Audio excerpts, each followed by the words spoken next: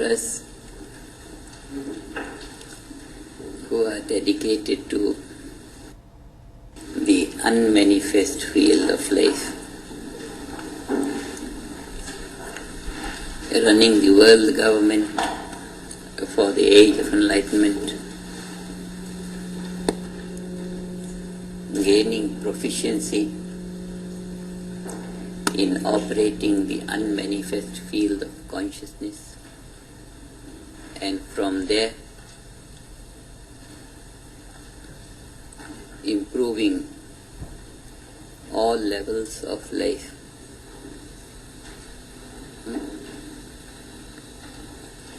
For us, this day devoted to the birth of the Absolute is highly significant. When we say the birth of the Absolute, it's a little paradoxical. The Absolute, unborn, ever unmanifest. Now we talk of the birth of that. In our profession, we are always diving deep into the timeless value. And now we sit together to celebrate the boundaries of time, the birth of the boundless, means trying to locate it in time and place. It's a very significant celebration for us, because then it brings to us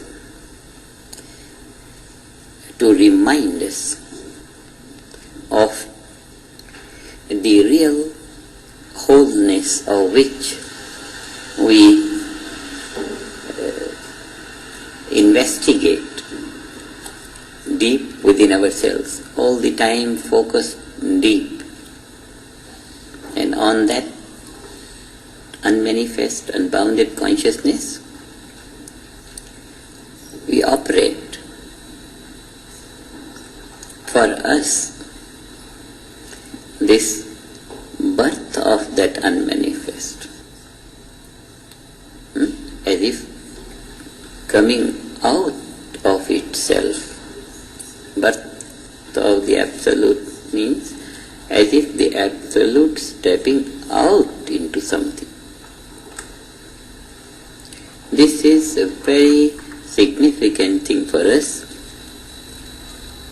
because our purpose of functioning in that state of unity consciousness, our purpose of living enlightenment is to have everything as orderly as the unmanifest Absolute is. Its birth, the value of it to be found in all the areas which are supposed to be not it. Birth of the Absolute, infusion of the Absolute into the relative. Now when we say relative, again it's a very touchy thing in the field of the enlightened family. There is nothing beyond the Absolute, nothing outside of it, but still the concept of birth projects the Absolute into something which is not the Absolute. In the areas where the Absolute is not, it is coming to be born, it is coming to light. This is a significant thing in the family of the enlightened, because the life of the enlightened is that wholeness, oneness, Brahman consciousness, unity consciousness. Living this life, a day comes once a year to remind of all that area of existence, of intelligence, of heart and mind, which is not yet enlightened. So we have to see, we have to celebrate the birth of the Absolute, the emergence of the Absolute into all those varying levels of consciousness where the Absolute is not yet seated. That is the reason why from the platform of the World Government for the Age of Enlightenment we find this day, celebration of this birth of the Absolute, a highly significant event. Krishna's play is for the enlightened. That is the level of consciousness, that's the level of life to which this play belongs. And it belongs for the enlightenment, for the enrichment, for the liveliness of the state of enlightenment, for the liveliness of the unity consciousness, or Brahman consciousness. All the song of Krishna is the song of enlightenment, it is speech of the Absolute. And then the celebration is to celebrate the breath of the enlightened first, and from there the influence that radiates in the atmosphere to purify the breath of the unenlightened.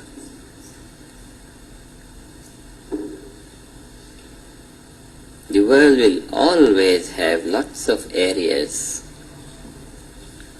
remaining unenlightened and some areas enlightened. A small fraction enlightened, and year after year the celebration of the enlightenment, to think of something which is appearing, to think of the omnipresent appearing. It's a huge awakening in itself. Imagine or experience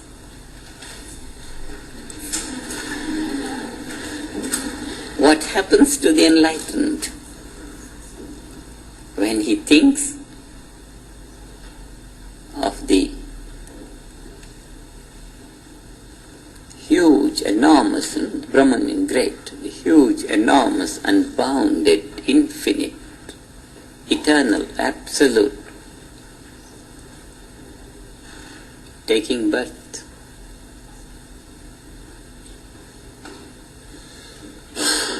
His own, the enlightened's own awareness, huge, enormous, and bounded, is found in a concept of appearing, that which is completely unmanifest, now finds itself in the concept of appearing. It's a great stimulation within itself. And it is this that creates waves of the unbounded,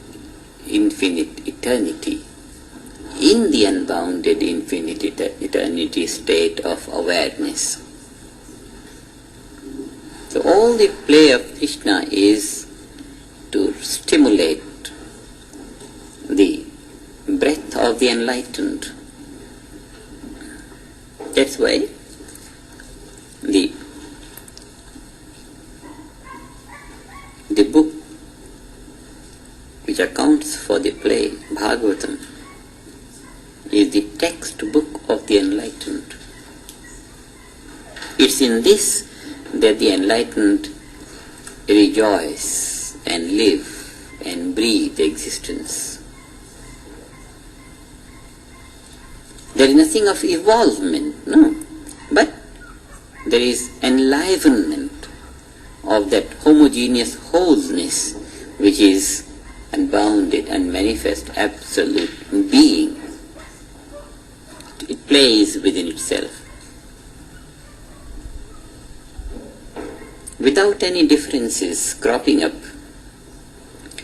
in the unmanifest differences, in the unmanifest time, in the unmanifest space. It's the concept of eternity taking shape, getting into action, appearing. But as we say,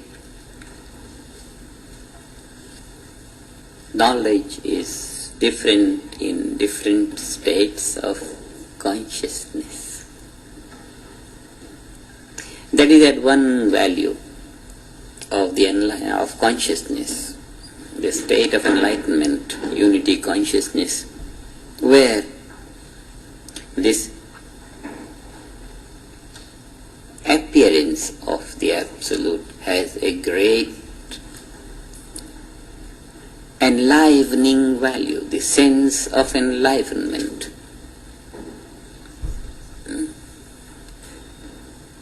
And then, when a few enlightened people are enlivened in the world, the influence of that enlivenment is enjoyed by all of them.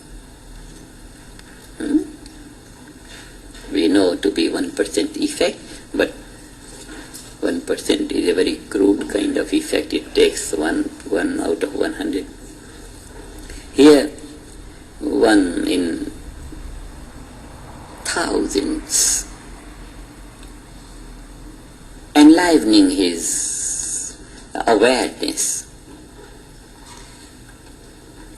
One day a year, feeling awakened as if all the time that homogeneous wholeness, and suddenly the day comes, birth. It shakes, it enlivens, it creates waves in the ocean of unified awareness. The ocean of unified awareness gets stirred, shaken, and that shake is so good for the whole world, for the whole universe. That is why such a celebration for us who are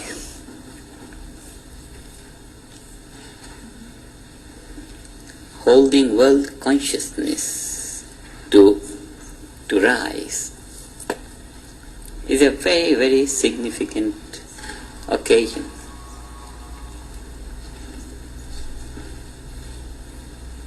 It's a very great thing for us to have those opportunities, say maybe from time to time. Celebrations are a very dear part of the world government for the age of enlightenment. A very dear part of the age of enlightenment. And such a celebrations which enlivens our own awareness, consciousness, our own existence, who is partaking of the existence of the whole human race.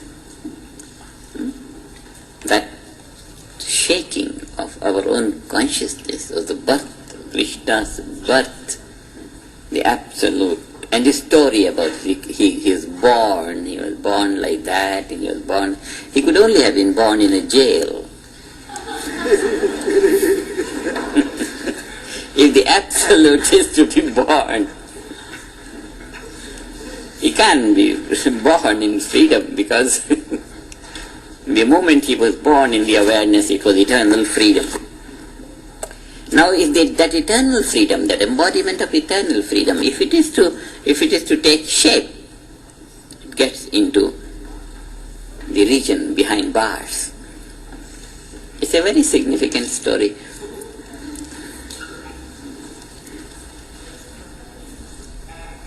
But for us, it's significant in awakening, in presenting to us the mechanics of multiplying the influence of enlightenment, multiplying the influence of living this state of enlightenment day after day, month after month, year after year. For us who are living this state of enlightenment, the multiplication of the influence that we radiate is of a very, very great significance. This is the value of this celebration for us. The world government for the age of enlightenment. There is a self-structured mechanics whereby suddenly our awareness is inspired, gets into waves. The absolute gets thrills. And thrills are necessary to multiply the influence that we radiate from our level of consciousness in the whole universe, in the whole creation. It's a very worthwhile significance.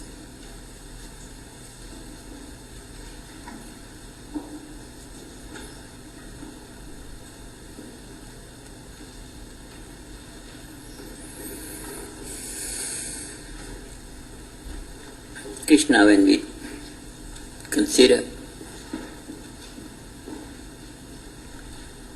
on one side the embodiment of all Veda, pure knowledge, the field of all possibilities. On the other side,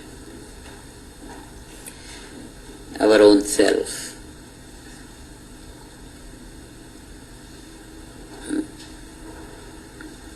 in and out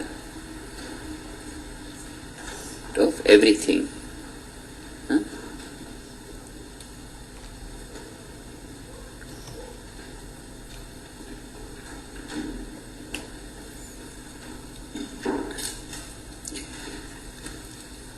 You remember that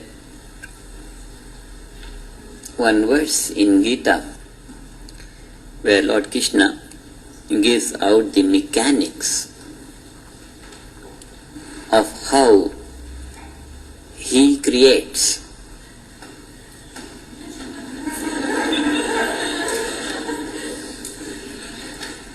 How the Absolute creates, if at all he does.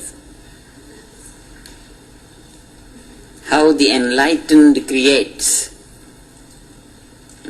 How the Absolute creates. How being assumes the role of becoming without ever becoming. It's a matter of assuming the role without actually going into the activity.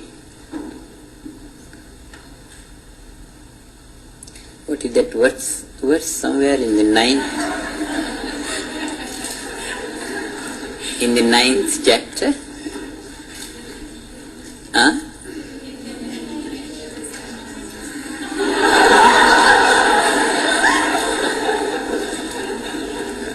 Need one human voice. We are talking of birth here. Isolation. Say one, what it is?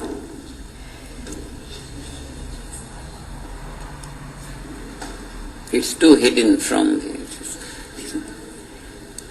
Hidden in nature, which is my own, I create, isn't it?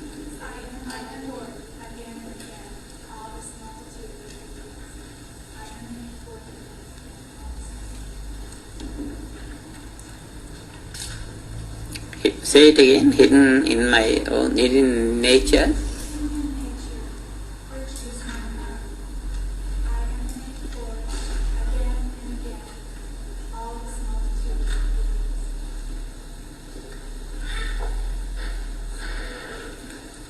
Good.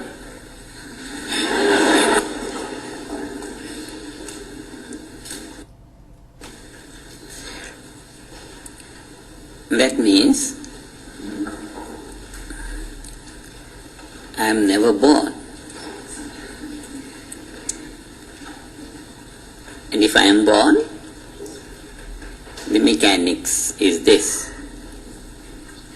that I remain hidden in nature. I remain hidden in my own nature. This is a very, very beautiful formula for us who are raising world consciousness by being more and more. Our domain of activity is consciousness, the field of consciousness. And we gain pure consciousness day after day, many times, every day, morning, evening, etc. So what we are doing in this is, we are hiding ourselves. The process is allowing the excitations to settle down, get to the state of least excitation. We are turning within, and in this process is the mechanics of expressing oneself out. For us who are running the world government and are improving the world by going deep within, the mechanics of what we are doing are very beautifully explained in this one expression of Lord Krishna in Bhagavad Gita. That remaining within myself, hiding myself. When I want to express myself into the multitudes of creation, infinite variety of creation, what do? I hide myself within my own nature. That means I remain unmanifest, unbounded, infinite, eternal, immortal. I remain that. And in this process, the infinite variety of creation comes out. There is that I go in, and from there everything comes out. It's a very, very significant formula. All that we have been developing in our consciousness, the ability to fulfill our desire. Desire is always for something which is not ourselves. You desire something, you want something, you feel you have the lack of something and you want something. So this is something out of the self. And when we want something out of the self, what we do is we maintain ourselves more carefully, in a conscious manner. We maintain ourselves, and then self-maintained in this process enlivens the self. And when the self is enlivened, the self is that which is omnipresent, and that is why anything in time and space comes to take shape, just by ever maintaining the self. It is this mechanics of how the state of enlightenment performs or acts or behaves, how the state of enlightenment, the state of fulfillment behaves and produces effects outside. The formula is given in this. How I create, by going deep within my own nature, I create.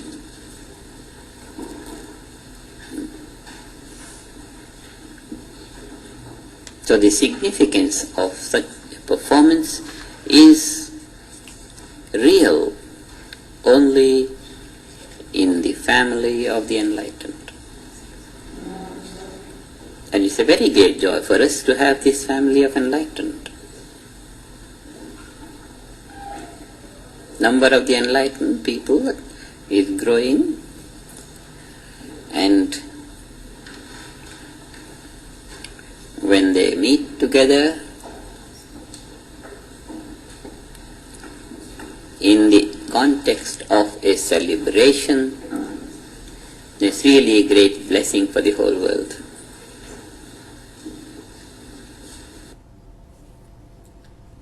Take your day.